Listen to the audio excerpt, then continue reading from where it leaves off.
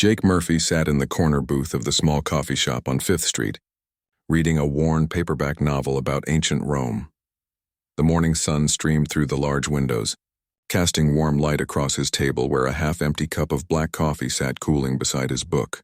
He wore simple civilian clothes, dark jeans, a plain gray t-shirt, and scuffed brown boots. Nothing about his appearance suggested he was anything more than a regular guy enjoying a quiet morning with a good book. The coffee shop buzzed with the usual morning crowd. Office workers hurried in and out, grabbing their daily caffeine fix before heading to work. College students tapped away on laptops in the corner, and an elderly couple shared a muffin at the table near the counter. Jake had chosen this spot deliberately. It offered a clear view of the entire shop and both exits, habits that had become second nature after years of training. But to anyone watching, he appeared completely relaxed. Just another customer lost in his reading. Jake had been coming to this coffee shop for 3 days now, always ordering the same black coffee and finding the same corner booth when possible. The owner, a friendly woman named Betty, had started to recognize him and would smile when he walked in. She probably thought he was unemployed or maybe a writer working on a novel. She had no idea that Chief Petty Officer Jake Murphy was one of the most skilled snipers in the United States Navy, currently on approved leave after completing a mission that would never appear in any public record. At exactly 9:15, Jake noticed the police car pull up outside. 2 officers got out and looked through the window before entering the shop. Officer Steve Collins was a 10-year veteran of the local police force, thick-built with graying hair at his temples. His partner, Officer Maria Santos, was younger and more energetic, always eager to prove herself in what she saw as a challenging job. They had received a call about 20 minutes earlier from someone reporting a suspicious person who had been loitering in the coffee shop for several days. The officers entered and immediately scanned the room. Collins pointed toward Jake's corner booth and whispered something to Santos. They approached his table with the confident stride of law enforcement officers who believed they were dealing with a simple vagrancy issue. Collins cleared his throat loudly to get Jake's attention. Jake looked up from his book calmly, marking his place with his finger before setting it down on the table. His movements were controlled and precise, though he appeared completely relaxed. "Good morning, officers," he said in a steady voice. "Is there something I can help you with?" Collins stepped closer to the table.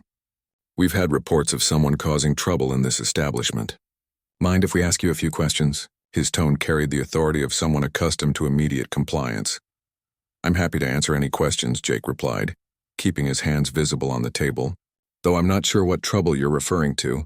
I've just been sitting here reading and enjoying my coffee." Santos moved to the side, positioning herself where she could see both Jake and the rest of the coffee shop. "How long have you been here today?" she asked, pulling out a small notebook. "About an hour," Jake answered truthfully. "I come here most mornings. Betty makes excellent coffee." He nodded toward the counter where the owner was watching the interaction with obvious concern. Collins frowned. "Most mornings? So you don't have a job to go to?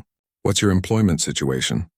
Jake remained calm, though he could sense where this conversation was heading. "I'm currently on leave from my position with the Navy. I have my military identification if you'd like to see it." "Navy, huh?" Collins exchanged a glance with Santos. "Let's see some identification then." Jake slowly reached into his back pocket and pulled out his wallet. He removed his military ID card and placed it on the table where both officers could see it. The card clearly identified him as Chief Petty Officer Jake Murphy, United States Navy, with an expiration date still 2 years in the future. Collins picked up the ID and examined it closely. "This looks fake," he announced after a moment. "The printing quality is all wrong, and I've never seen a military ID that looks like this." Santos leaned over to look at the card. "Yeah, that definitely looks suspicious. Where did you get this fake ID?" Jake felt a slight tension in his shoulders, though his expression remained neutral. "That's a genuine military identification card issued by the Department of Defense. If you're unfamiliar with current military ID formats, you can contact the base at Norfolk to verify my status." "Right," Collins said sarcastically. "And I suppose you're some kind of Special Forces superhero too?" He pocketed the ID card. "Stand up slowly and put your hands behind your back." "Officer, I think there's been a misunderstanding," Jake said, remaining seated. That identification is legitimate and I have every right to be here. I'm not breaking any laws. You're carrying false identification, which is a crime, Santos said, moving closer. And now you're resisting a lawful order. Stand up now. Jake could see that the situation was escalating beyond reason. Every instinct told him to comply with police orders, but his training also told him that these officers were acting outside proper procedure. He had committed no crime, and their detention attempt was unlawful. The other customers in the coffee shop had begun to notice the commotion, with several people pulling out phones to record what was happening. I'm going to ask you one more time to contact my commanding officer, Jake said, rising slowly from his seat with his hands visible. Captain Roy Henderson at Norfolk Naval Base can verify my identity and status. Collins stepped forward aggressively. I don't care about your made-up commanding officer. You're under arrest for possession of false identification and resisting arrest. He reached for his handcuffs while Santos moved to grab Jake's arm. In that moment, Jake's training took over. Years of combat experience and specialized instruction kicked in automatically when he perceived a genuine threat to his freedom and safety. The officer's aggressive approach and refusal to follow proper procedure triggered responses that had been drilled into him through countless hours of practice. Collins reached for Jake's wrist just as Santos grabbed his other arm. In one fluid motion that lasted less than 3 seconds, Jake twisted away from both officers, used Collins's momentum against him to send the larger man stumbling backward, and applied a precise pressure point technique that caused Santos to release her grip immediately. Before either officer could react, Jake had disarmed both of them using techniques designed to neutralize threats without causing permanent injury. Collins found himself on the ground, his weapon secured and his radio out of reach. Santos was against the wall, unharmed but temporarily immobilized by a nerve hold that would release itself in a few seconds. Jake stepped back with his hands raised, making no aggressive moves toward either officer. I don't want to hurt anyone, Jake said clearly, his voice carrying to the other customers who were recording everything. I defended myself against what I perceived as an unlawful arrest. My identification is genuine and I have committed no crime. Collins struggled to his feet, his face red with anger and embarrassment. You just assaulted 2 police officers, he shouted. Santos, call for backup right now. Within minutes, the coffee shop was surrounded by patrol cars. Jake remained calm as additional officers flooded into the small space, weapons drawn. He kept his hands visible and followed their instructions precisely, knowing that any sudden movement could escalate an already dangerous situation. The crowd of customers and bystanders outside grew larger as word spread about the incident. As the handcuffs clicked around his wrists, Jake thought about the irony of his situation. He had spent years protecting his country and its citizens, often in ways that would never be publicly acknowledged. Now he was being arrested by the very people he had sworn to protect, all because of a misunderstanding that could have been resolved with a simple phone call. But Jake remained silent as they led him to the patrol car, knowing that the truth would eventually come to light. Detective Lisa Carter had seen plenty of cases involving veterans over her 15 years with the police department. Most of them were sad stories of men and women who had trouble adjusting to civilian life after their military service ended. Some turned to alcohol or drugs, others became homeless, and a few unfortunately turned to violence when they could not cope with their problems. When she was assigned to handle the case of Jake Murphy, she assumed it would be another routine incident involving a troubled ex-soldier who had snapped under pressure. The police station buzzed with activity as Carter reviewed the initial incident report from Officers Collins and Santos. According to their statements, they had responded to a complaint about a suspicious person loitering in a local coffee shop. When they attempted to question the suspect, he had become violent and attacked both officers using what they described as advanced combat techniques. The suspect had been carrying false military identification and claimed to be an active-duty Navy serviceman, which both officers believed was clearly a lie based on his homeless appearance and aggressive behavior. Carter walked down to the holding cells where Jake sat quietly on the narrow bench. He had been processed according to standard procedure, photographed, fingerprinted, and allowed one phone call which he had not yet used. The detective studied him through the bars, noting his calm demeanor and the precise way he sat with perfect posture. Most arrestees were either angry, scared, or trying to sleep off whatever substances had contributed to their arrest. Jake Murphy appeared alert and controlled, almost as if he were waiting for something rather than worrying about his situation. "Mr. Murphy," Carter said, unlocking the cell door. "I'm Detective Carter. I need to ask you some questions about what happened this morning." Jake stood and followed her to the interview room without comment. He moved with a fluid grace that Carter found unusual, almost like he was gliding rather than walking. When they reached the small room with its single table and 3 chairs, Jake waited for her to sit before taking his own seat across from her. His hands remained visible on the table at all times. "You have the right to remain silent," Carter began, reading from the standard Miranda warning. "Anything you say can and will be used against you in a court of law." "You have the right to an attorney. If you cannot afford an attorney, one will be provided for you. Do you understand these rights?" "Yes," Jake replied simply. "Do you wish to waive these rights and speak with me about what happened this morning?" Jake considered the question for a long moment. "I would like to request that my commanding officer be contacted before I answer any questions. Captain Roy Henderson at Norfolk Naval Base can verify my identity and status." Carter made a note on her pad. "Mr. Murphy, I need to be honest with you. The military identification you were carrying appears to be fraudulent. Neither Officer Collins nor Officer Santos recognized the format, and it looks like something that could be purchased online or made with a computer printer." "Detective Carter," Jake said patiently, "I understand that local police officers may not be familiar with current military identification formats. The Department of Defense has updated ID cards several times in recent years for security reasons. If you contact Captain Henderson, he can verify that I am Chief Petty Officer Jake Murphy and that I am currently on approved leave." Carter studied his face, looking for signs of deception.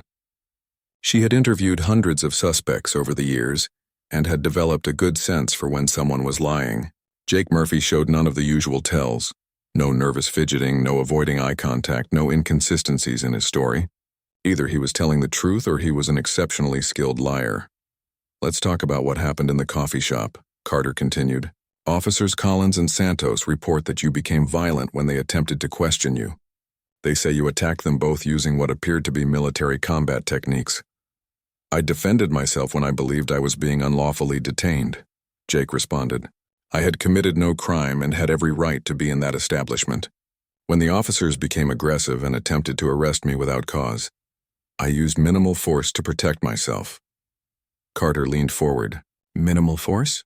You disarmed 2 trained police officers in a matter of seconds. That doesn't sound minimal to me."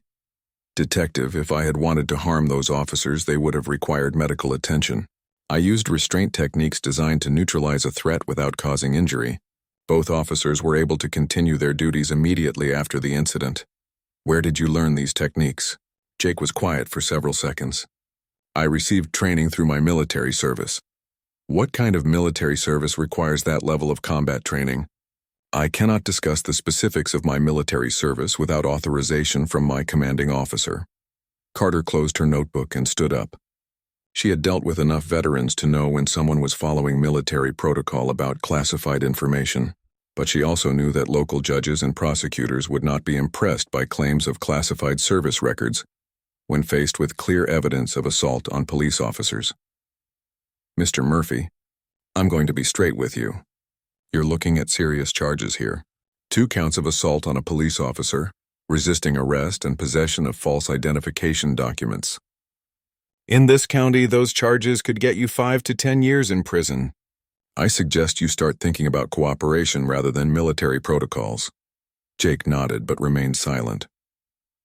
Later that afternoon, Public Defender Kevin Walsh arrived at the police station to meet with his new client. Walsh was a dedicated attorney who genuinely cared about his clients, but he was also overworked and underfunded like most public defenders. He had reviewed Jake's file on the drive over and assumed he would be dealing with another veteran who had struggled to adjust to civilian life and had made some poor decisions.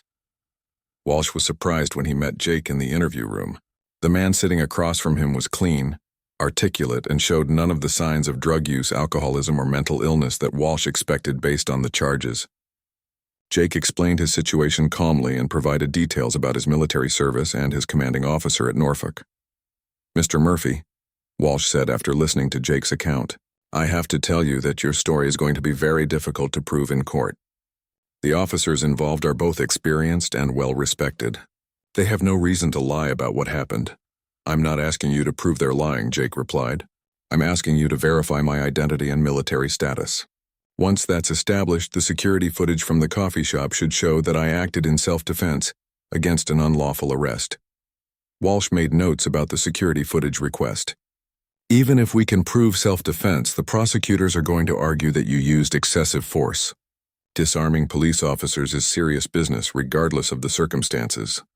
Mr. Walsh, I understand the gravity of the situation, but I also know that I followed my training and used only the minimum force necessary to protect myself. If my military record can be properly presented, it will show that I have never been involved in any disciplinary action and have always conducted myself with honor. That evening, Walsh attempted to contact Captain Henderson at Norfolk Naval Base. After being transferred through several departments, he was told that any inquiries about military personnel would need to be submitted through official channels and could take several weeks to process. The duty officer he spoke with could neither confirm nor deny that Jake Murphy was currently assigned to the base. Meanwhile, the local news media had picked up the story of the coffee shop incident. Cell phone videos recorded by customers showed parts of the confrontation, though the quality was poor and the angles made it difficult to see exactly what had happened. The initial news reports described Jake as a homeless veteran who had violently attacked two police officers when they tried to question him about loitering. District Attorney Helen Ross reviewed the case files and decided to prosecute Jake to the full extent of the law. She was facing re-election in 18 months and had built her campaign around being tough on crime and supporting law enforcement. The idea of a violent vagrant attacking police officers fit perfectly into her narrative about the need for strong prosecution of criminals who threatened public safety. Ross scheduled a press conference for the next morning to announce the charges against Jake. She planned to use the case as an example of her commitment to protecting police officers from violent criminals. The fact that Jake claimed to be military personnel actually worked in her favor politically, since she could argue that military service did not give anyone the right to attack law enforcement officers. As Jake spent his first night in the county jail, he remained calm and focused. He had been in much worse situations during his military career and knew that patience and discipline would be more valuable than anger or frustration. He also knew that eventually, someone in his chain of command would learn about his arrest and take action to resolve the situation. What he did not know was how long that process might take, or what damage might be done to his career and reputation in the meantime. The other inmates in the jail gave Jake a wide berth. There was something about his presence that suggested he was not someone to be trifled with. Even though Captain Roy Henderson was reviewing morning reports in his office at Norfolk Naval Base, when Petty Officer First Class Danny Miller knocked on his door with an unusual expression of concern. Miller had been Henderson's aide for 2 years and rarely showed such obvious worry about routine matters. "Sir, I think we might have a problem," Miller said, closing the door behind him. "I just got off the phone with a guy from the Hampton Police Department. Apparently one of our people was arrested over the weekend for assaulting police officers." Henderson looked up from his paperwork. "Who was arrested?" "Chief Petty Officer Jake Murphy, sir. The police say he attacked 2 officers in a coffee shop and was carrying fake military ID." Henderson felt a cold sensation in his stomach. Jake Murphy was not just any sailor under his command.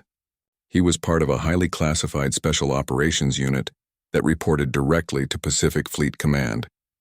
If Jake had been arrested, there were protocols that should have been followed immediately, and the fact that Henderson was just hearing about it now meant those protocols had been ignored. "When did this happen?" Henderson asked, reaching for his secure phone. "Saturday morning, sir." The police tried to verify his identity through normal channels. But you know how that goes with weekend duty officers. Nobody wanted to confirm anything without proper authorization. Henderson was already dialing Admiral Patricia Lee's direct number. Admiral Lee commanded the Pacific Fleet Special Operations Division and would need to know about Jake's situation immediately. While he waited for the call to connect, Henderson pulled Jake's personnel file from his secure cabinet. "Admiral Lee's office," came the crisp voice of her aide. "This is Captain Henderson at Norfolk. I need to speak with Admiral Lee immediately about one of my personnel. It's urgent. Hold please, Captain." Henderson reviewed Jake's file while he waited. Chief Petty Officer Jake Murphy had joined the Navy 8 years ago and had quickly distinguished himself as an exceptional marksman and tactical specialist. After completing basic SEAL training, he had been selected for advanced reconnaissance and counterintelligence work. His record showed 3 Purple Hearts, a Navy Cross, and commendations for operations that remained classified even at Henderson's security level. "Henderson, what's the situation?" Admiral Lee's voice came through the secure line. "Ma'am, Chief Murphy was arrested by local police on Saturday for assaulting officers. They claim he was carrying false identification and attacked 2 policemen in a coffee shop. I'm just learning about this now." There was a long pause before Admiral Lee responded. "Captain, Chief Murphy is currently assigned to Operation Silent Watch. His presence in that location was not coincidental. I need you to get him released immediately and find out exactly what happened." Henderson knew better than to ask for details about Operation Silent Watch over the phone, even on a secure line. "Yes, ma'am? What authority do I have to use with local law enforcement?" "Whatever it takes, Captain. And I want a full report on my desk within 6 hours. I'll be flying down from Washington this afternoon." After ending the call, Henderson immediately contacted the Hampton Police Department and requested to speak with whoever was handling Jake Murphy's case. He was transferred to Detective Lisa Carter, who seemed skeptical about his claims that Jake was legitimate military personnel. "Detective Carter, this is Captain Roy Henderson, United States Navy. I understand you have one of my sailors in custody." "Captain, we've been trying to verify this man's identity since Saturday. The ID he was carrying appears to be fraudulent, and he assaulted 2 of our officers." "Detective, I can assure you that Chief Petty Officer Murphy is legitimate active-duty Navy personnel under my direct command. His identification is genuine, though it may use security features your officers are not familiar with." Carter was quiet for a moment. "Captain, can you prove your identity and authority?" Henderson provided his service number, command authority codes, and contact information for the base operator who could verify his position. "Detective, I'm prepared to come to your station immediately with proper documentation. Chief Murphy was on approved leave and had every right to be where he was arrested. Even if his identity checks out, Captain, he still assaulted 2 police officers. That's a serious crime regardless of his military status." "I understand your position, Detective, but I need to review all evidence and witness statements before any final determinations are made. Chief Murphy is involved in matters of national security, and his continued detention could compromise ongoing operations." Henderson could hear Carter discussing the situation with someone else in the background. After several minutes, she returned to the phone. "Captain, we're willing to meet with you this afternoon, but Mr. Murphy remains in custody until we can sort this out through proper channels." After hanging up, Henderson immediately began gathering the documentation he would need to prove Jake's identity and status. He also requested security footage from the coffee shop and began the process of getting Jake's service record partially declassified for presentation to civilian authorities. Meanwhile, at the county jail, Jake had received word that someone claiming to be his commanding officer had contacted the police. The news brought him relief, but he also knew that his arrest had probably compromised whatever operation he had been supporting. He had been in the coffee shop as part of a surveillance mission that he could not discuss with anyone lacking proper security clearance. Henderson arrived at the police station that afternoon with a briefcase full of documents and a portable secure communication device. Detective Carter met him in the lobby along with her supervisor, Lieutenant Mike Torres. Both officers studied Henderson's military identification and listened as he explained Jake's status and position within the naval hierarchy. "Captain Henderson," Torres said, "we appreciate you coming down here, but we still have the problem of 2 assaulted police officers. Even if your sailor is who you say he is, that doesn't give him the right to attack law enforcement. Lieutenant, I need to review the evidence before we can discuss what actually happened. My understanding is that there is security footage of the incident." Carter nodded. "We have footage from the coffee shop's security system, but it doesn't show the complete picture. The angles are limited and some details are unclear." Henderson watched the security footage several times, studying Jake's movements and the positions of the 2 officers. His trained eye could see things that civilian observers might miss. Jake's actions showed remarkable restraint and precision. Instead of using lethal techniques that his training would have justified, he had chosen methods designed to neutralize the threat while minimizing injury to everyone involved. "Detective Carter," Henderson said after reviewing the footage, What you're seeing here is not an assault. This is a textbook example of defensive techniques designed to protect both the defender and the attackers. Chief Murphy could have seriously injured both officers if that had been his intention. Are you saying he showed restraint? I'm saying he followed his rules of engagement even in a civilian situation. The techniques he used are specifically designed to end a confrontation quickly, without causing permanent harm. Torres frowned. Rules of engagement? This isn't a war zone, Captain. Henderson looked at both officers seriously. Gentlemen, Chief Murphy has spent the last several years in situations where split-second decisions mean the difference between life and death for himself and others. His training has been specifically designed to help him make those decisions correctly under extreme pressure. What you saw in that footage was him applying that training to protect everyone involved, including your officers. Carter pulled out her notebook. Captain, can you tell us more about Chief Murphy's specific training and duties? I can tell you that he is a highly decorated special operations specialist with an exemplary service record. The specific details of his training and current assignment are classified, but I can provide character references and service commendations that demonstrate his professionalism and dedication. Henderson spent the next hour presenting Jake's service record to the police officials. He showed them commendations for bravery, letters from commanding officers praising Jake's judgment and restraint, and documentation of his advanced training in both combat techniques and rules of engagement. The picture that emerged was of a highly skilled professional who had never been involved in any disciplinary action or misconduct. This is all very impressive, Torres said, but it doesn't change the fact that he injured 2 of our officers. Were either officer seriously injured? Henderson asked. Carter checked her notes. Both officers returned to duty immediately after the incident. Collins had some bruising on his arm and Santos reported temporary numbness in her hand, but both declined medical treatment. Henderson nodded. That's consistent with the non-lethal restraint techniques Chief Murphy would have been trained to use. If he had intended to cause serious harm, both officers would have required hospitalization. As the meeting continued, Henderson began to understand the complexity of the situation. The local police had acted according to their training and procedures, but Admiral Patricia Lee arrived at the Hampton Police Station in a black sedan with government plates, accompanied by Commander Paul Grant and 2 security personnel in civilian clothes. Her presence immediately changed the atmosphere in the building as word spread that a Navy admiral had come to discuss the Murphy case personally.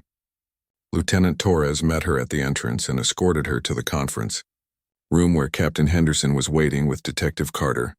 Admiral, Lee was a compact woman in her early 50s with silver-streaked hair and the bearing of someone accustomed to command. She had spent 30 years in the Navy, rising through the ranks based on her intelligence, dedication, and ability to handle complex situations involving national security. Her current position overseeing Pacific Fleet Special Operations meant she dealt with some of the military's most sensitive missions and personnel.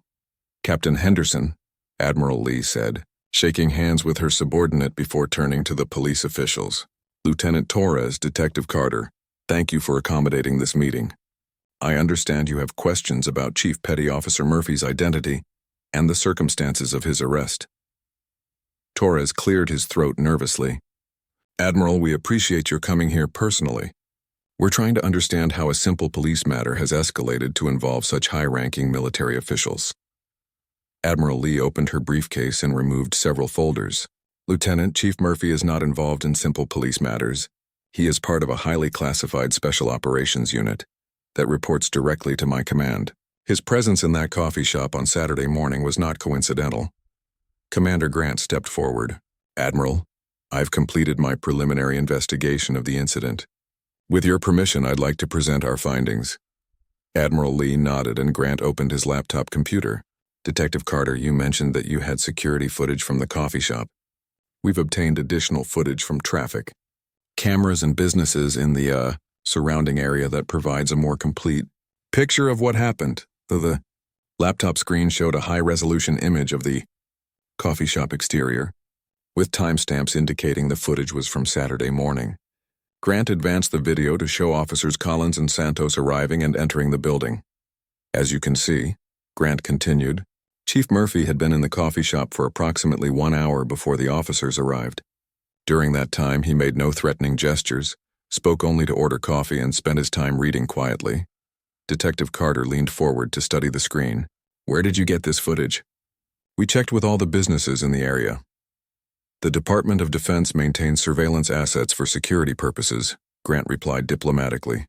"Some of these assets are not obvious to casual observation." The video continued, showing the officers entering the coffee shop and approaching Jake's table. Grant enhanced the audio, allowing them to hear the conversation between Jake and the officers more clearly than had been possible with the coffee shop's internal security system. "Listen carefully to Chief Murphy's responses," Grant said. "He immediately identifies himself as military personnel and offers to provide identification. He also suggests that the officers contact his commanding officer to verify his status. At no point does he make any threatening statements or aggressive movements." Admiral Lee studied the faces of the police officials as they watched the footage. She could see their growing realization that their officers had escalated a situation that could have been resolved with a simple phone call. The video showed the moment when Officers Collins and Santos became confrontational, refusing to accept Jake's military identification and demanding that he submit to arrest. Grant slowed the footage to show Jake's movements frame by frame as he defended himself against what he perceived as an unlawful detention. "Notice the precision and control in Chief Murphy's movements," Grant pointed out. "Every technique he uses is designed to neutralize the immediate threat while minimizing injury to everyone involved." He could have disabled both officers permanently in less than 2 seconds, but instead, he chose methods that would allow them to recover quickly. Lieutenant Torres watched the slow-motion footage with obvious discomfort. "It looks like he's barely touching them," but both officers went down immediately.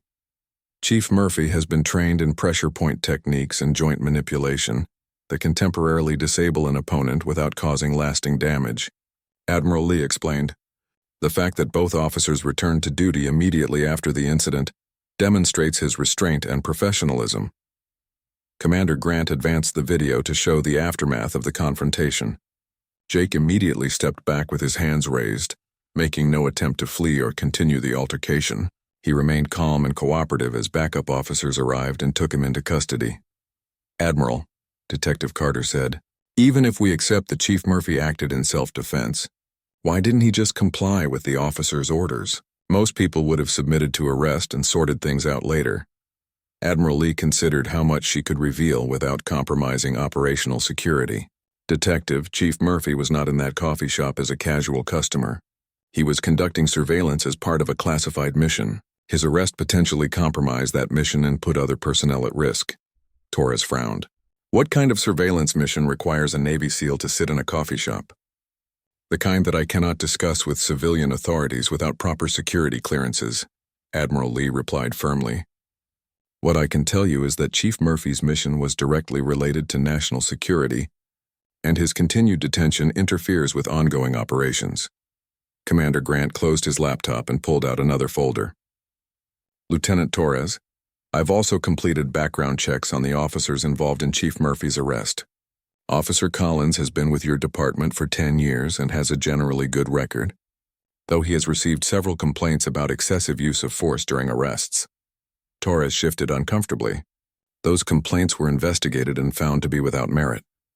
Officer Santos is newer to the force and has been eager to prove herself, sometimes leading to overly aggressive tactics during routine encounters," Grant continued.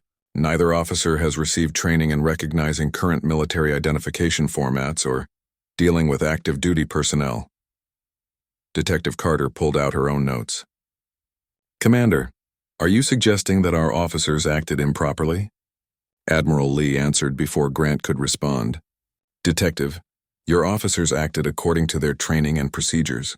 The problem is that those procedures were inadequate for dealing with someone of Chief Murphy's background and current operational status." "What exactly is Chief Murphy's operational status?" Torres asked. Admiral Lee exchanged glances with Commander Grant before responding. "Chief Murphy is part of a joint military-civilian security initiative that involves monitoring potential threats to critical infrastructure and key personnel. His specific role and the details of his current assignment are classified, but I can tell you that his work is essential to national security. The room was quiet for several moments as the police officials processed this information. Lieutenant Torres finally spoke up. "Admiral, assuming everything you've told us is accurate, what are you asking us to do?" "I'm asking you to release Chief Murphy immediately so he can return to his duties," Admiral Lee replied. "I'm also asking that you work with us to ensure this kind of misunderstanding doesn't happen again." Detective Carter looked skeptical. "What about the assault charges? Our district attorney has already announced that she intends to prosecute this case to the full extent of the law." Commander Grant opened another folder. "Detective, we've prepared a detailed analysis of the incident that clearly shows Chief Murphy acted in lawful self-defense against an unlawful arrest attempt. We're prepared to provide expert testimony about his training, his rules of engagement, and the specific techniques he used to neutralize the threat. We're also prepared to provide character witnesses who can speak to Chief Murphy's professionalism and dedication to duty," Admiral Lee added. "His service record includes commendations from operations that saved thousands of civilian lives." Torres leaned back in his chair. "Admiral, I understand your position, but we can't just release someone who's been charged with assaulting police officers without going through proper legal channels." Admiral Lee's expression became more serious. "Lieutenant, let me be very clear about something. Chief Murphy's current mission involves matters that could affect national security.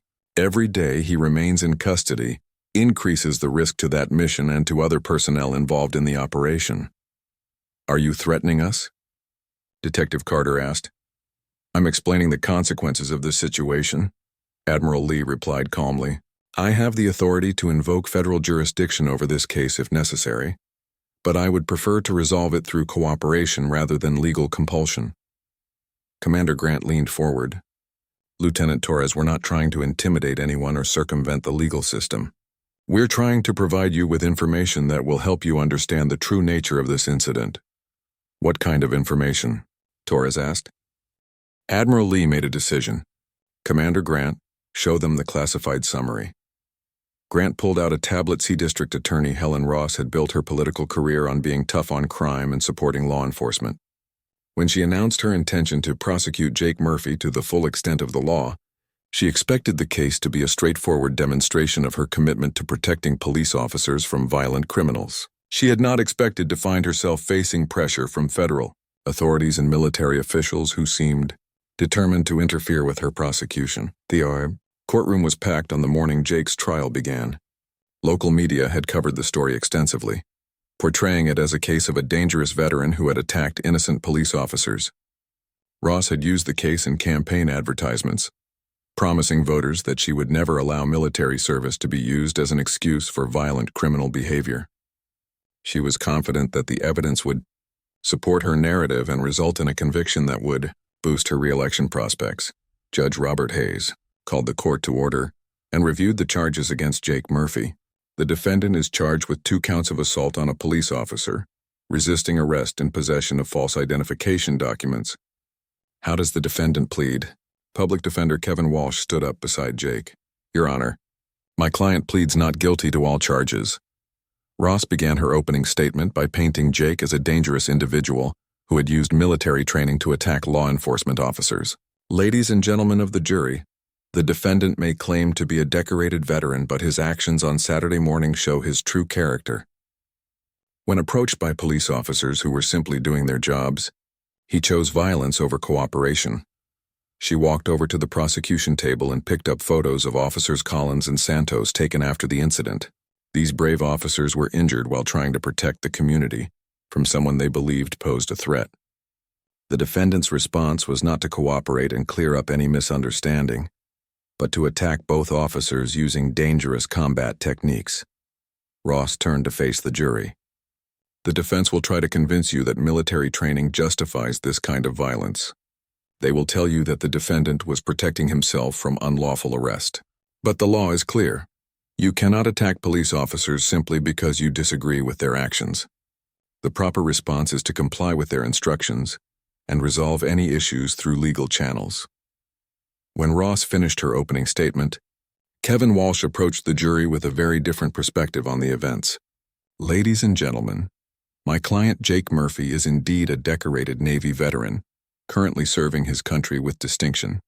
On Saturday morning, he was sitting quietly in a coffee shop, reading a book and drinking coffee when he was approached by police officers who immediately became confrontational.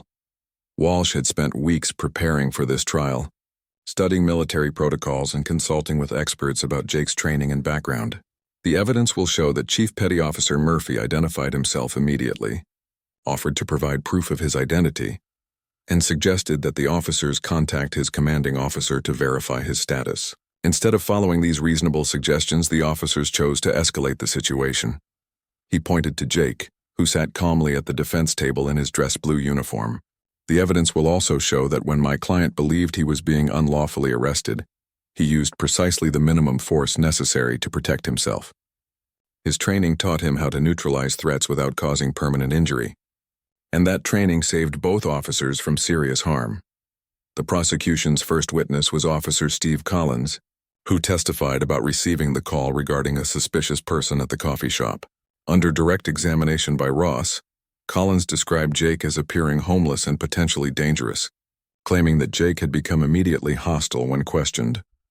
The suspect refused to cooperate with our investigation, Collins testified. When we asked for identification, he produced what was obviously a fake military ID. When we tried to arrest him for carrying false documents, he attacked both me and my partner using what appeared to be advanced combat techniques. Walsh's cross-examination revealed important details that Collins had omitted from his direct testimony. Officer Collins, did my client immediately identify himself as military personnel when you first approached him? He claimed to be in the Navy, yes. And did he offer to provide identification? Collins shifted uncomfortably. He showed us a fake ID card. Officer Collins, had you ever seen a current military identification card before Saturday morning? Well, no, but it looked fake to me.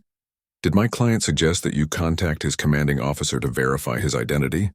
He mentioned something about calling some captain, but we don't have time to chase down every story we hear. Walsh pulled out a copy of Jake's military ID and handed it to Collins. Officer Collins, this is a genuine military identification card issued by the Department of Defense. Can you point out what specific features made you believe it was fraudulent? Collins studied the ID card for several moments. The printing looked different from what I expected. Different how? I don't know. It just didn't look right. Walsh retrieved the ID card. Officer Collins, isn't it true that you assumed my client was homeless based on his appearance and refused to consider that he might actually be legitimate military personnel? Ross objected to the question as argumentative, and Judge Hayes sustained the objection. But Walsh had made his point with the jury.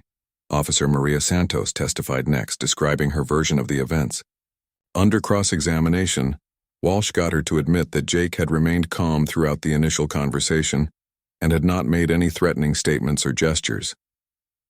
Officer Santos, when my client defended himself, did he appear to be trying to seriously injure you or Officer Collins? Santos considered the question carefully. It happened so fast, I'm not sure what his intentions were. But neither you nor Officer Collins required medical treatment after the incident, correct? That's correct. And both of you returned to duty immediately? Yes. Officer Santos, if someone trained in advanced combat techniques had wanted to seriously harm you and your partner, do you think you would have been able to return to duty immediately? Ross objected again, but Judge Hayes allowed Santos to answer. I suppose not, Santos admitted. The prosecution's case continued with testimony from other officers who had arrived at the scene after Jake's arrest. However, none of these witnesses had actually seen the confrontation, and their testimony focused mainly on Jake's calm demeanor during the arrest process. When the prosecution rested, Walsh began presenting Jake's defense. His first witness was Captain Roy Henderson, who testified about Jake's character and military service record. Henderson described Jake as one of the most professional and disciplined sailors under his command. With an exemplary record of service, Captain Henderson, Walsh asked, in your opinion, would Chief Petty Officer Murphy attack police officers without justification? Absolutely not, Henderson replied firmly. Chief Murphy has been trained to use force only when necessary, and only to the degree required to neutralize a threat. His actions that morning were consistent with his training and his commitment to protecting all parties involved. Ross's cross-examination of Henderson focused on trying to establish that military Training was irrelevant to civilian law enforcement situations. Captain Henderson, doesn't military training teach soldiers to follow orders without question? Military training teaches sailors to follow lawful orders, ma'am. It also teaches them to recognize when they are facing an unlawful detention or arrest. Are you saying that Chief Murphy was justified in attacking police officers? I'm saying that Chief Murphy defended himself against what he reasonably believed was an unlawful arrest, using minimum necessary force to protect himself and the officers involved. Walsh's next witness was Dr. Elizabeth Martin, a former military psychologist who had evaluated Jake's psychological profile and training records. Dr. Martin testified about the specialized training that special operations personnel receive in threat assessment and rules of engagement. Dr. Martin, Walsh asked, based on your review of Chief Murphy's training and psychological profile, how would you expect him to respond to a situation where he believed he was being unlawfully arrested? Chief Murphy has been trained to assess threats quickly and respond with precisely the level of force necessary to neutralize those threats, Dr. Martin explained. His psychological profile shows exceptional impulse control and decision-making ability under stress. I would expect him to use the minimum force necessary to protect himself while avoiding serious injury to others. The prosecution's cross-examination of Dr. Martin was less effective, as Ross struggled to challenge the expert's conclusions about military training and psychology. As the trial progressed, Walsh presented security footage from the coffee shop that showed Jake's calm behavior before the officers arrived and his restraint during the confrontation. The footage clearly contradicted the prosecution's narrative of an aggressive vagrant attacking innocent police officers. The most dramatic moment of the trial came when Walsh called Jake himself to testify. The courtroom fell completely silent as Admiral Patricia Lee walked down the center aisle in her full-dress blue uniform, her ribbons and medals catching the overhead lights. Behind her followed Captain Henderson, Commander Grant, and two other officers whose uniforms indicated they held positions of significant authority within the Navy's command structure. The jury members turned in their seats to watch the unprecedented procession, while spectators in the gallery whispered among themselves about what could bring such high-ranking military officials to a local assault trial. Judge Robert Hayes had presided over criminal cases for 23 years and had never experienced anything like this moment. The presence of an admiral in his courtroom suggested that this case involved matters far beyond the scope of a simple assault charge. He studied Admiral Lee's uniform and the array of ribbons and medals that indicated decades of distinguished service and command responsibility at the highest levels. Admiral, Judge Hayes said carefully, this court is in the process of receiving a jury verdict. What information do you believe is so urgent that it cannot wait for normal legal procedures? Admiral Lee approached the bench with the bearing of someone accustomed to command situations where lives depended on quick decisions and clear communication. Your Honor, I am Admiral Patricia Lee, Commanding Officer of Pacific Fleet Special Operations.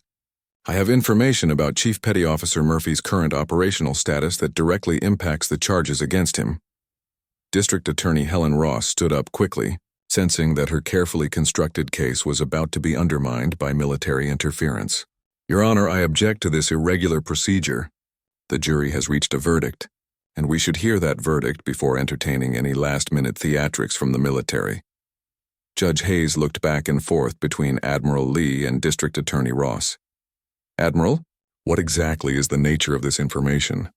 Your Honor, Chief Petty Officer Murphy was not in that coffee shop as a casual customer.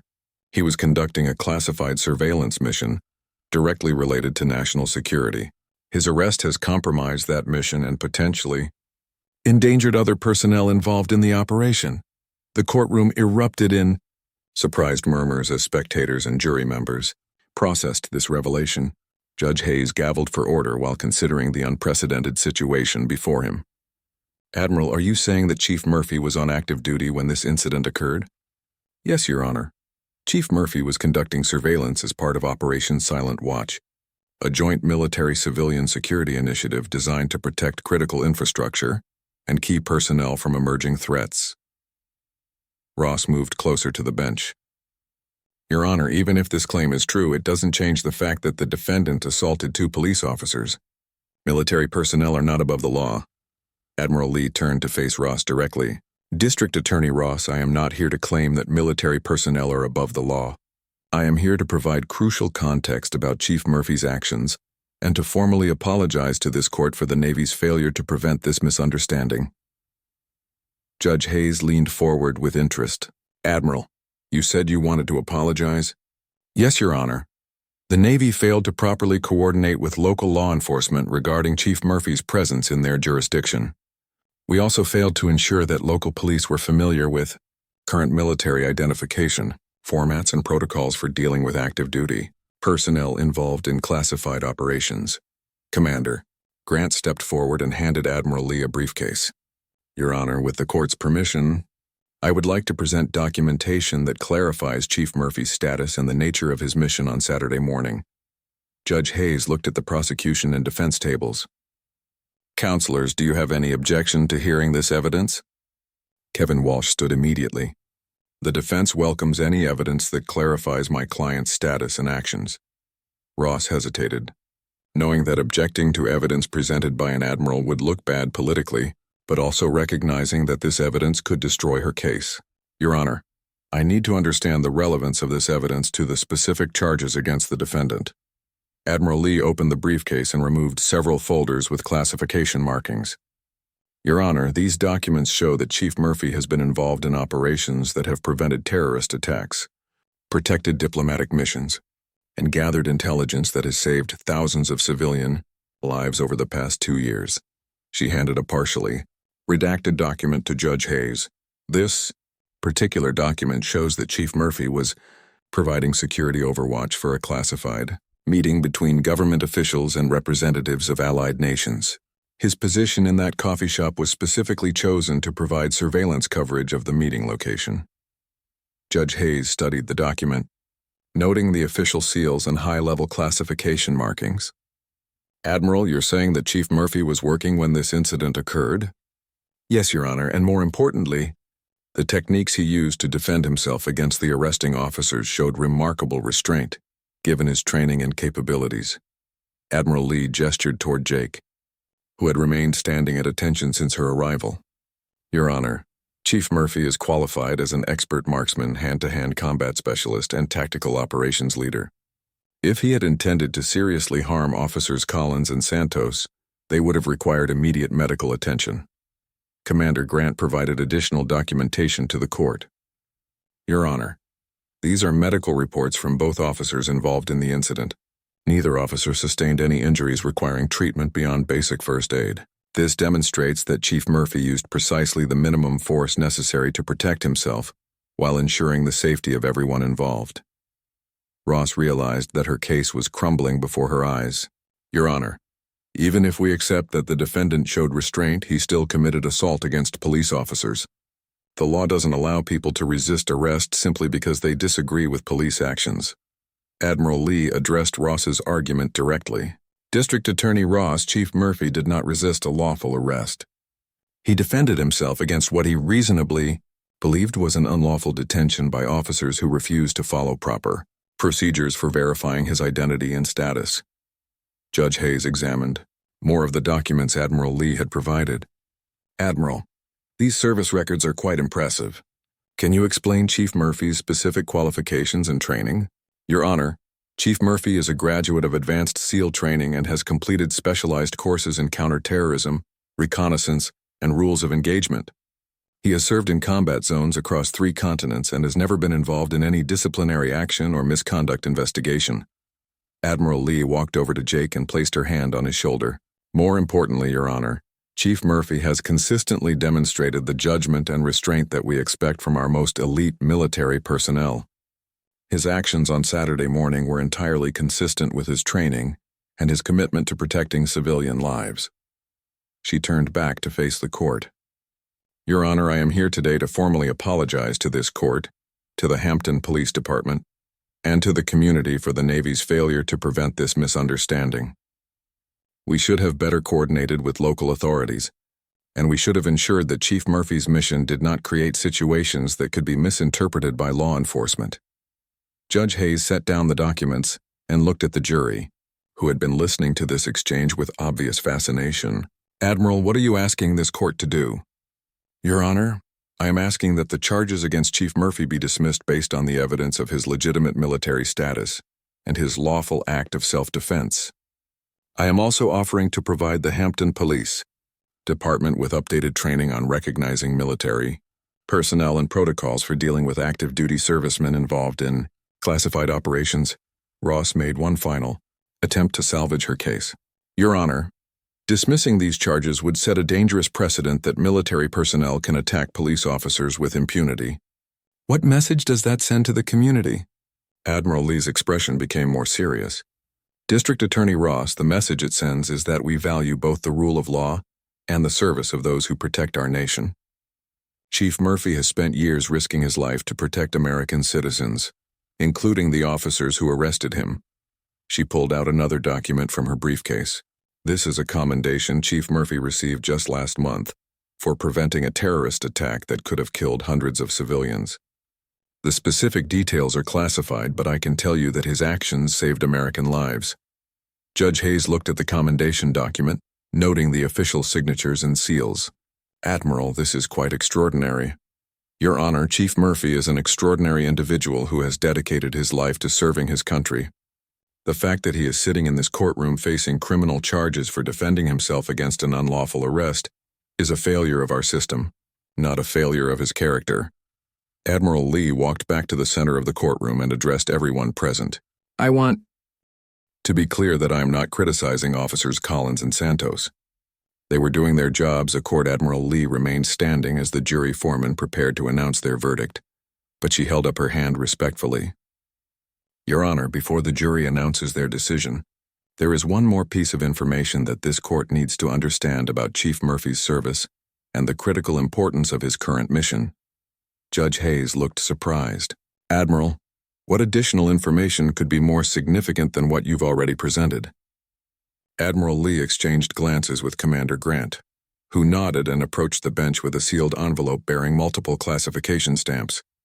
Your Honor, what I'm about to reveal has been declassified specifically for this proceeding by the highest levels of government. This information will help the court understand why Chief Murphy's continued detention represents a threat to national security. District Attorney Ross stood up again, frustration evident in her voice. Your Honor, this is becoming ridiculous. How much classified information can possibly be relevant to a simple assault case? District Attorney Ross, Admiral Lee said calmly, this case stopped being simple the moment your officers arrested one of America's most critical defense assets. She opened the sealed envelope and removed several photographs and documents. Your Honor, for the past 18 months, Chief Murphy has been part of humanity's first contact protocol team, working directly with representatives of an extraterrestrial civilization that established contact with Earth in late 2023. The courtroom erupted in shocked voices and gasps. Judge Hayes gavelled repeatedly for order while jury members stared at Admiral Lee in disbelief. Several spectators in the gallery stood up to get a better view, and reporters frantically scribbled notes about this unprecedented revelation. Order in the court, Judge Hayes shouted. Admiral, are you seriously claiming that Chief Murphy has been involved in alien contact? Admiral Lee handed the first photograph to Judge Hayes. The image showed Jake in full tactical gear, providing sniper overwatch for what appeared to be a diplomatic meeting between human officials and tall, slender beings that were clearly not human. The photograph bore official Department of Defense markings and classification stamps. Your Honor, this photograph was taken 6 months ago during a diplomatic exchange at a secure facility in Nevada. Chief Murphy was part of the security team protecting human negotiators during discussions with representatives of the Zephyrian Confederation. Commander Grant provided additional documentation to the court. Your Honor, these are mission reports showing Chief Murphy's involvement in 12 separate diplomatic missions involving extraterrestrial contact. His role has been to provide security overwatch and threat assessment for these critically important meetings. Judge Hayes studied the photographs with obvious shock. The images clearly showed Jake in various military situations involving beings that could only be described as aliens. The official markings and classification levels on the documents appeared genuine and consistent with the highest levels of government secrecy. Admiral, Judge Hayes said slowly, you're telling this court that we have been in contact with alien civilizations? Yes, Your Honor. The Zephyrian Confederation made peaceful contact with Earth in November 2023. Since that time, we have been engaged in careful diplomatic negotiations regarding trade, technology transfer, and mutual defense agreements. Admiral Lee pulled out another document. Chief Murphy was selected for this program because of his exceptional marksmanship skills, his psychological stability, and his ability to remain calm under extraordinary pressure. The aliens specifically requested that human security personnel be capable of precision defensive measures in case of any misunderstandings or threats during negotiations. She handed another photograph to Judge Hayes showing Jake at what appeared to be a formal diplomatic reception, standing at attention while human and alien officials shook hands in the background. Your Honor, Chief Murphy has been present during meetings where decisions were made that could affect the future of human civilization. Ross looked at the photographs over Judge Hayes' shoulder, her political instincts telling her that this revelation could destroy her career if she continued to prosecute someone involved in alien diplomacy. Your Honor, even if these claims are true, how does this relate to the incident at the coffee shop? Admiral Lee addressed Ross's question directly. District Attorney Ross, Chief Murphy was not randomly having coffee on Saturday morning. He was providing security overwatch for a meeting between State Department officials and Zephyrian representatives that was taking place in a building across the street from that coffee shop. Commander, Grant pulled out a tactical map showing the coffee shop's location relative to other buildings in the area. The coffee shop provided the perfect vantage point for monitoring approaches to the meeting location. Chief Murphy's position allowed him to observe potential threats while maintaining the appearance of a casual customer. Are you saying that aliens were meeting across the street while Chief Murphy was arrested? Judge Hayes asked. Yes, Your Honor. The arrest compromised our security coverage of one of the most important diplomatic meetings in human history. Admiral Lee's expression became more serious. Your Honor, the Zephyrians have advanced technology that could revolutionize human civilization, but they are also extremely cautious about sharing that technology. They insisted on extensive security measures for all meetings, including human personnel capable of precision defensive action. She pulled out another classified document. This is a psychological profile of Chief Murphy prepared by both human and Zephyrian experts. The aliens specifically approved him for security duties based on his demonstrated ability to make correct decisions under extreme pressure. Judge Hayes read portions of the document that were not redacted. Admiral, this suggests that the aliens have been evaluating our military personnel. They have been evaluating all aspects of human civilization, Your Honor, our military capabilities, our diplomatic skills, our technological potential, and our ability to maintain security during sensitive negotiations. Commander Grant stepped forward with additional materials. Your Honor, Chief Murphy's arrest could have been interpreted by the Zephyrians as a failure of human security protocols. If they had concluded that we could not protect our own personnel, they might have terminated diplomatic contact entirely. Admiral Lee nodded gravely. The potential consequences of this misunderstanding extend far beyond Chief Murphy's personal situation. We are talking about humanity's relationship with a civilization that possesses technology centuries ahead of our own. She pulled out final photographs showing what appeared to be a Zephyrian spacecraft in the background while Jake stood guard duty. Your Honor, Chief Murphy has been protecting not just individual diplomats, but humanity's future among the stars. Ross realized that her prosecution of Jake had potentially endangered the most important diplomatic relationship in human history. Admiral, why wasn't local law enforcement informed about these meetings? District Attorney Ross, the fewer people who know about extraterrestrial contact, the better we can control information security. However, Chief Murphy's arrest has shown us that we need better coordination with local authorities to prevent future incidents. Admiral Lee walked over to Jake, who had remained standing at attention throughout her presentation. Your Honor, Chief Murphy's actions in that coffee shop demonstrated exactly the kind of judgment and restraint that made him valuable for alien diplomatic security. She turned back to face the court. When faced with what he perceived as a threat to his mission and his safety, he used precisely the minimum force necessary to neutralize that threat while protecting everyone involved. The aliens have specifically commended human military personnel for this kind of measured response under pressure. Judge Hayes set down the photographs and documents. Admiral, this is the most extraordinary case I have ever encountered. Your Honor, Chief Murphy is an extraordinary individual involved in extraordinary circumstances. His service record includes not just combat operations on Earth, but security operations that have helped establish humanity's place in a larger galactic community. Commander Grant provided one final document to the court. Your Honor, this is a commendation from the Zephyrian Confederation specifically, praising Chief Murphy's professionalism during a security incident that occurred during negotiations last month. Admiral, Lee read from the commendation, Chief Murphy demonstrated the highest qualities of human military service when he prevented a potential misunderstanding between Zephyrian and human security personnel.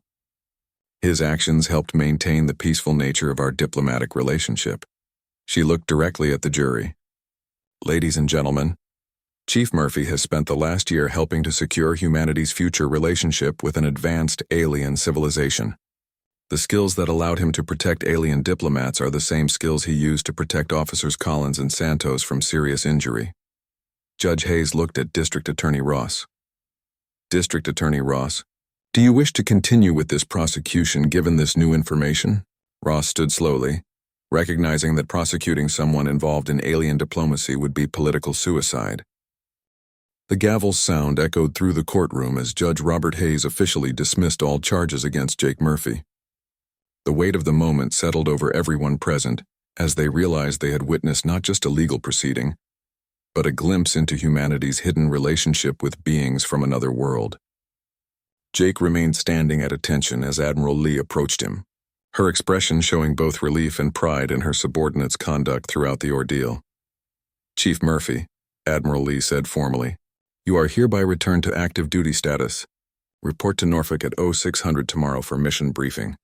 Jake saluted crisply. Yes, ma'am. Thank you for your intervention, Admiral. Chief, you conducted yourself with honor throughout this entire situation. Your restraint and professionalism reflect well on the Navy and on humanity's reputation with our new allies. Judge Hayes stepped down from the bench and approached the group of military officers.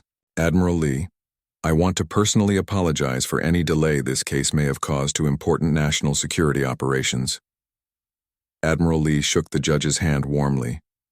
Your Honor, you conducted these proceedings with fairness and dignity. The delay was caused by our failure to properly coordinate with local authorities, not by any shortcoming of your court. She turned to address District Attorney Helen Ross, who had remained seated at the prosecution table looking pale and shaken. District Attorney Ross, I appreciate your decision to dismiss the charges when presented with the full facts of Chief Murphy's situation. Ross stood and walked over to the group. Admiral, I need to ask, how much of what we learned today will become public knowledge? The existence of extraterrestrial contact will be disclosed through official government channels when appropriate. Until then, everyone present today is bound by national security obligations to keep this information classified. Ross nodded slowly. I understand. Admiral, I want to apologize to Chief Murphy for pursuing charges without understanding the full context of his service. Jake stepped forward. Ma'am, you were doing your job according to the information available to you. I hold no ill will toward anyone involved in this situation. Commander Grant approached Officers Collins and Santos, who had been waiting nervously in the gallery. Officers Admiral Lee asked me to speak with you about additional training opportunities that might help prevent similar misunderstandings in the future. Officer Collins looked embarrassed. Commander, we feel terrible about arresting Chief Murphy. If we had known who he was. Officer Collins, Jake interjected, you had no way of knowing my true status. You responded to a call about a suspicious person and followed your training. That's exactly what good police officers should do. Officer Santos stepped forward. Chief Murphy, we're sorry for not taking your identification seriously. We've never seen military IDs like the one you carried. Admiral Lee pulled out a current military identification card. Officer Santos, this is what current military IDs look like. They've been updated several times in recent years for security reasons. We're going to provide training to all local law enforcement agencies so they can recognize legitimate military credentials. She handed informational packets to both officers. These materials will help you understand the security features of current military identification and the proper procedures for verifying military status when questions arise. Commander Grant opened his laptop and showed the officers a presentation he had prepared. We've also developed protocols for situations where military personnel might be involved in classified operations. These protocols will help you balance your law enforcement duties with national security requirements. Judge Hayes joined the group gathered around the officers. This training sounds like something that would benefit our entire judicial system. Admiral, would the Navy be willing to provide similar training for judges and court personnel? Absolutely, Your Honor. We want to ensure that everyone in the legal system understands how to handle situations involving military personnel while maintaining proper security protocols. Public Defender Kevin Walsh approached. Jake, with obvious relief. Chief Murphy, I have to admit that when I first met you, I thought this was going to be a routine veterans case. I never imagined anything like what we learned today. Jake smiled slightly. Mr. Walsh, you did an excellent job representing me with the information you had available. Your dedication to providing a strong defense was apparent throughout the trial. Chief, can I ask, was it difficult to sit through the trial knowing that you couldn't reveal the true nature of your service? Mr. Walsh, military personnel are trained to follow orders and maintain operational security even under difficult circumstances. Sitting quietly during the trial was just another part of my duty. Admiral Lee checked her watch and looked at Commander Grant. Commander, we need to depart for Norfolk. Chief Murphy has a mission briefing at 600 and we have preparations to complete. She turned to address the entire courtroom. Ladies and gentlemen, what you witnessed today represents the highest traditions of both military service and civilian justice. Chief Murphy's conduct throughout this ordeal demonstrates why he was selected for some of our most important missions. Judge Hayes approached Jake one final time. Chief Murphy, I want you to know that this court recognizes your exceptional service to our country and to humanity. Your restraint during the incident that led to your arrest probably prevented serious injuries to the officers involved. Thank you, Your Honor. I was just doing what my training taught me to do. Protect everyone involved while defending myself against an unlawful detention. District Attorney Ross approached Jake with obvious nervousness. Chief Murphy, I want to personally apologize for the stress this prosecution must have caused you, and for any interference with your important duties. Jake extended his hand to shake hers. District Attorney Ross, you were protecting your community and supporting your police officers. Those are admirable goals, and I respect your dedication to justice. Chief, knowing what I know now about your service, I want to assure you that this office will never again interfere with legitimate military operations. Admiral Lee interjected. District Attorney Ross, we're implementing new coordination protocols with local law enforcement and prosecutors to prevent future misunderstandings. Your office will receive regular updates about military activities in your jurisdiction that might affect civilian law enforcement. As the group prepared to leave the courtroom, Betty from the coffee shop approached Jake shyly. She had been in the gallery throughout the trial, worried about the quiet customer who had been coming to her shop every morning. Excuse me, she said quietly. Are you really the man who was reading in my coffee shop? Jake turned to her with a genuine smile. Yes, ma'am. I enjoyed the coffee and the peaceful atmosphere. You run a wonderful establishment. I had no idea you were someone so important. You seemed like such a normal, quiet customer. Ma'am, that's exactly what I was trying to appear to be. The best way to do my job is to blend in completely with normal life. Betty looked amazed. Were you really protecting meetings with aliens while you sat in my shop? Admiral Lee stepped in diplomatically. Ma'am, I can't discuss the details of Chief Murphy's missions, but I can tell you that your coffee shop provided an excellent vantage point for observing the surrounding area. Well, Betty said with a smile, you're welcome back anytime, Chief Murphy. Your coffee will always be on the house. As the military group headed toward the courtroom exit, Admiral Lee paused to address the media representatives who had been frantically taking notes throughout the proceedings. Ladies and gentlemen of the press, the information revealed in today's proceedings is classified under national security guidelines. Any reporting must be cleared through appropriate government channels.